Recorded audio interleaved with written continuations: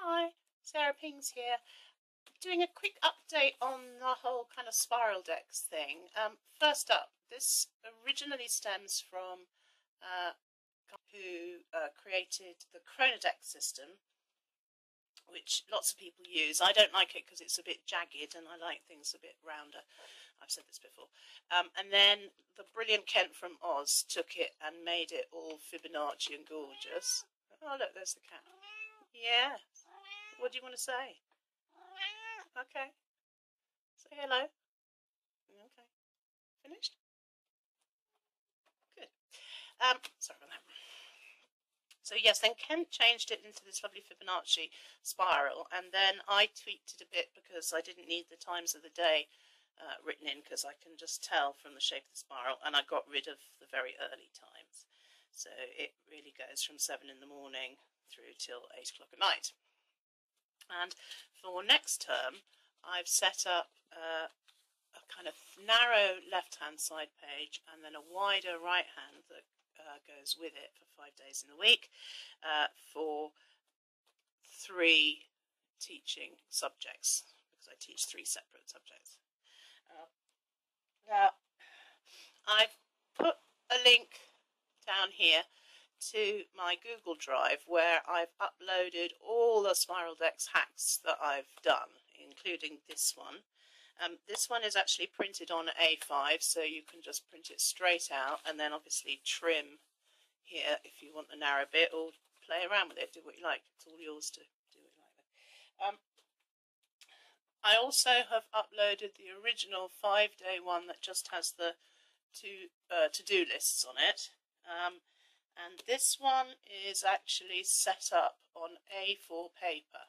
And what you have to do is, don't change the size of the paper, but when you come to the print menu, you'll see the page size stays as A4, but then you scale to fit to A5 paper. I'm going to show you on the screen in a minute just how you do it, just so you know. Anyway, I've uploaded that one as well. And then one of my subscribers, Morag, asked me if she could, how to get hold of the strip that I do at the top here, the 5-day strip.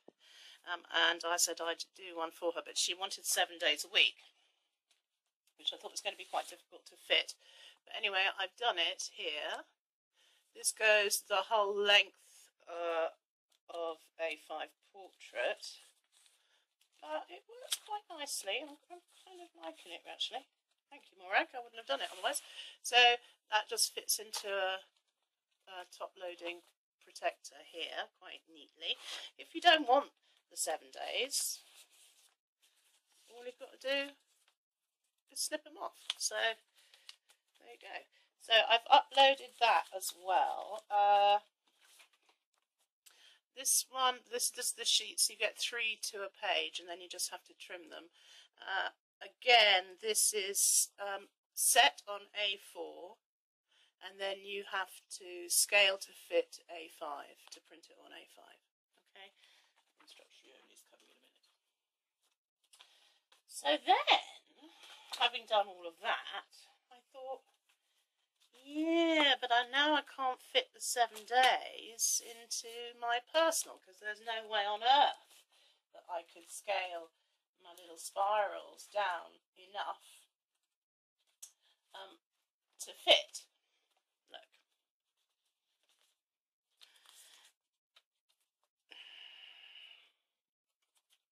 And if they go much smaller, then they're actually not going to be any use to me, because I won't be able to write anything additional in. So I had a little rethink.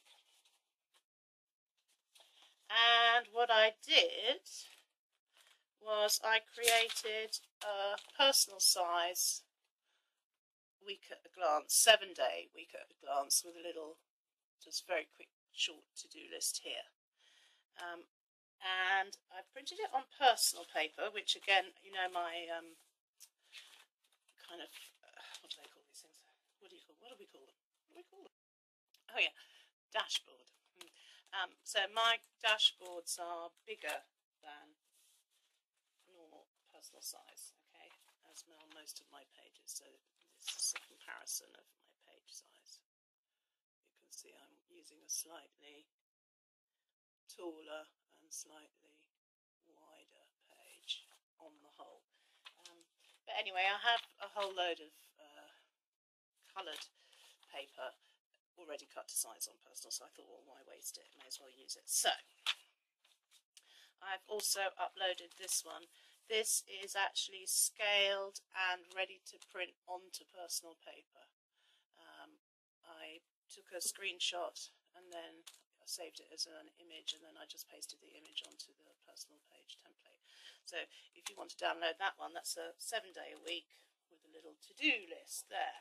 Yeah, kind of loving it really. I've also printed it onto the bigger paper just because I had some knocking about, but really I kind of like it on the small.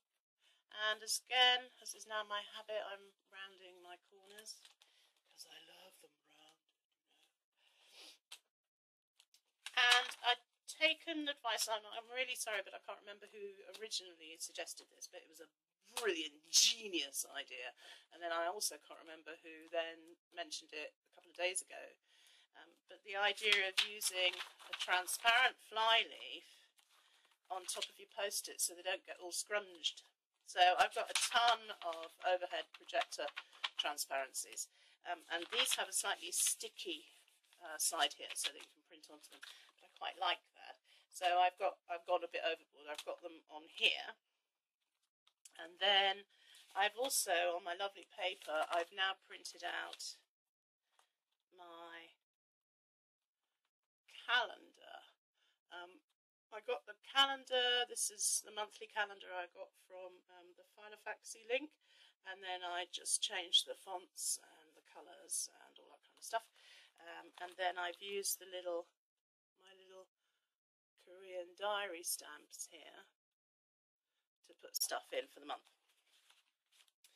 And I did a little to-do list finally got the Muji stamp to work. I did it on my cutting mat. It made such a difference. And I put the little day of the week and what the weather was like. So yeah, the way I've done it, I've got again protectors here on either side, and then I'll have, because of the way this paper goes, I'll have 2 blank sheets, and then the next month, and then 2 blank sheets, because I needed to use the white space pages from the Denise Schmidt notebook. Anyway, I'm really enjoying now. I've had a bit of a chance. I've done a bit of the old washi tape and decoration and stuff. I'm going to keep it simple because I like the cleanness of it. I'm not going to go overboard. I do like these little diary stamps though, and I'm very keen on them. So what else has changed in here? Nothing really. Same old setup. Got another credit card sheet here to put my loyalty cards in, so I can take them out of here because I don't like the bulk on this side. So all I've got in here is stamps and my kind of washi on the go and stickers and a few post-its in there. One is cute, a little apple and a little heart. I like these paper clips because they stick up so I can see what's going on. So yes, this is my new good thing for protecting everything, is lots of transparent, thin transparent fly leaves over stuff to protect. My new 7-day planner for the Pingadex. So I hope that was helpful. Please do message me if you have trouble with the printing, and I'm just going to see if I can film my screen without having to do a screencast or put screenshots in of how to set up the printing. So I'll be back in 1 second-y peckedy poo.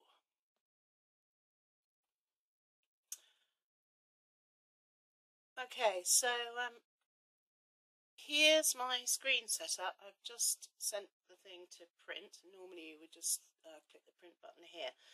This is using Windows 7, so I can't help you if you're on a Mac because I can't remember.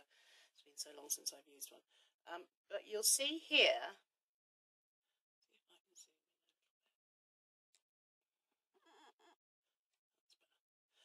you'll see here that you keep, this is for one where the paper is A4. I've tried to name them so that you know you have to change them. Where you leave the paper size at A4, but here, where it says 1 page per sheet, you just tick down here and you go to scale to paper size and then scoot up here to A5. And you should see it'll say scale to 14.8 centimeters by 21, which is A5 size. Let me show you what happens if you don't do this. If you do, leave it on no scaling. But if you change the paper size to A5, what happens, you can see here, is that it no longer fits on the page.